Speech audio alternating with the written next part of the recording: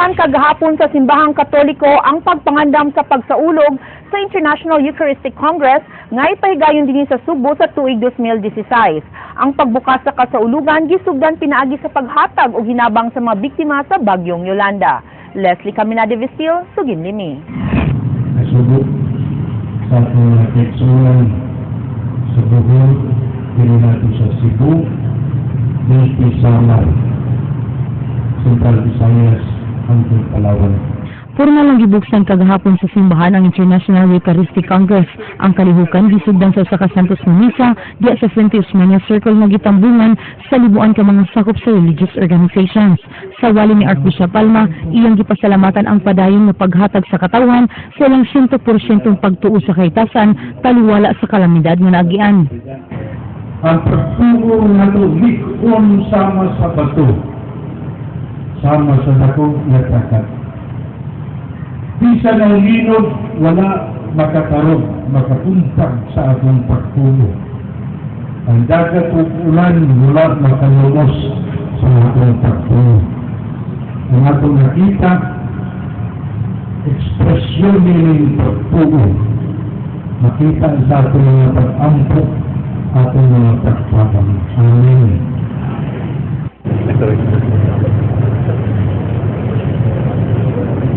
Tunga-tunga sa misa, gibindisyonan ang mga komitiba nga mao'y moasikaso unya sa umaabot na kalihukan karong tuig 2016.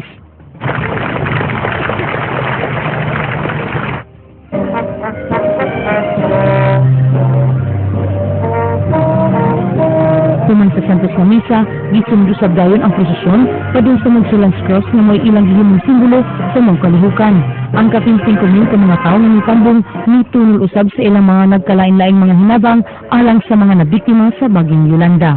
Definitely, it is a sign that we are concerned. It is a reminder that even if people suffer, we are telling them, you are not alone. No? Hindi kayo nag-isa. We care for you. We are in solidarity with you. And what we give is a sign. There are truckloads of relief goods, but what we are saying is one more can, one more bottle of water is very significant. Leslie Caminade Vistil, News 5.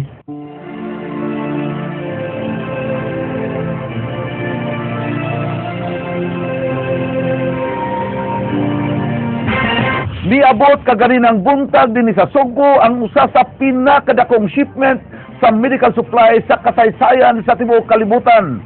50 katuliladang tambal gihatag sa international group nga Direct Relief alang sa mga biktima sa Bagyong Yolanda. Juliet Hainar, Sugin Limi.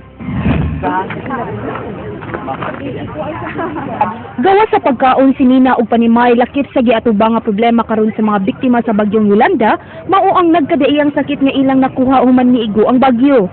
Isip tabang sa mga problema, usa ka medical aid organization nga Direct Relief nga gikan sa gawa sa nasod mihatag og 50 katuliladang tambal ug mga emergency medical supplies. The largest humanitarian airlift that Direct Relief has done in 65 years. It's 50 tons of medications and medical supplies. Really a lot of credit goes to FedEx for making the plane available and the Asia America initiative that helped organize all the efforts. Giingong kini ang labing dako nga emergency airlift sa Direct Relief sud sa 65 ka tuig. Ang maong medical supplies nagkantidad og $5 million, diin mokabat ngadto sa 250,000 ka mga individual ang mahimong mahatagan niini. Nakig-alayon sab ang Direct Relief sa FedEx nga mo'y mikarga sa maong mga medical supplies. FedEx for making an extraordinary effort, and we recognize, I think, based in the United States, that the tragedy and the loss was something that befell the Filipino people, who have a lot of friends in the United States. From our part, it's important for us to work alongside and take direction from those that are managing it, Mr. Chairman, here in the country. Aron matarong og pang-apod-apod ang maong mga tambal, dunay himuon nga assessment ang Philippine Red Cross kung asa kini panghatag. They will give a lot of direct funds to IPI. We have to Cebu, I suppose, and then it will be distributed by our people. As you know, speaking for the Red Cross, we have a national machinery of volunteers. We have people in every chapter. I'm sorry to say that one of our ambulances suffered an accident this morning after having brought a patient into emergency, and then they went back, they tipped over, avoiding a big wood that suddenly came out.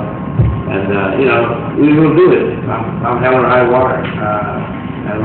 Temporaryo unang ipahimutang ang Mao Medical Supply sa mga bodega nga adunay bugnaw nga temperatura. Here, you remember the Energizer building, the warehouse system is actually loaded right now with a lot of goods, and we want the goods to come out. We have about maybe 100 people out there from different societies in the Red Cross, and we're pushing for that. It's going to be stored there. It's a cool place. We choose that area because the medicines make a very cool place. Julie Tainor, News 5.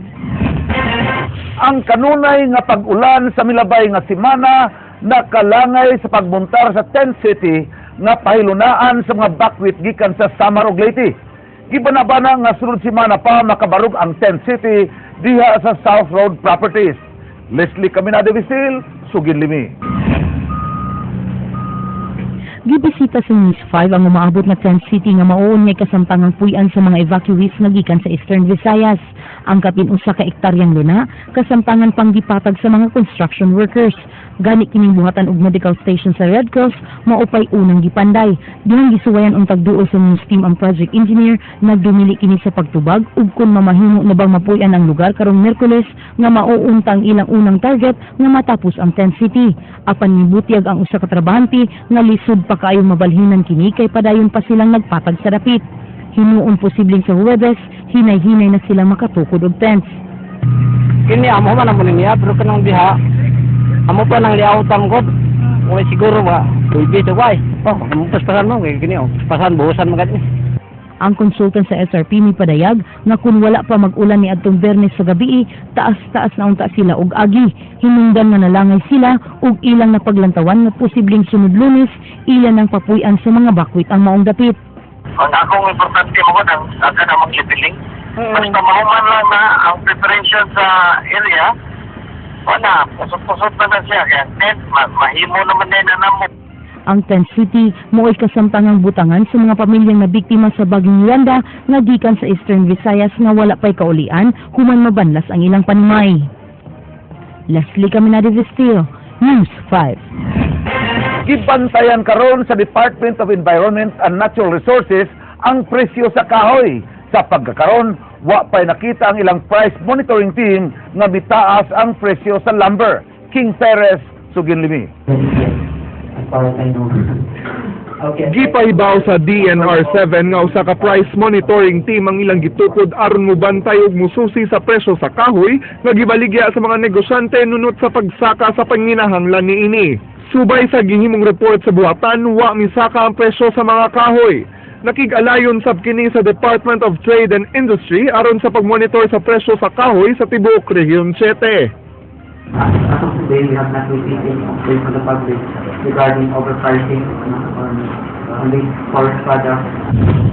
Sugyot sa DNR7 sa mga lokal nga kagamhanan ang mananom og pagatpat sa kadagatan aron maminos ang epekto sa storm surges o dagkong bawod gumikan sa kusog nga hangin atol sa bagyo. Dugang ini ang pagpatuman sa LGU sug 20-meter easement sa mga mangrove areas.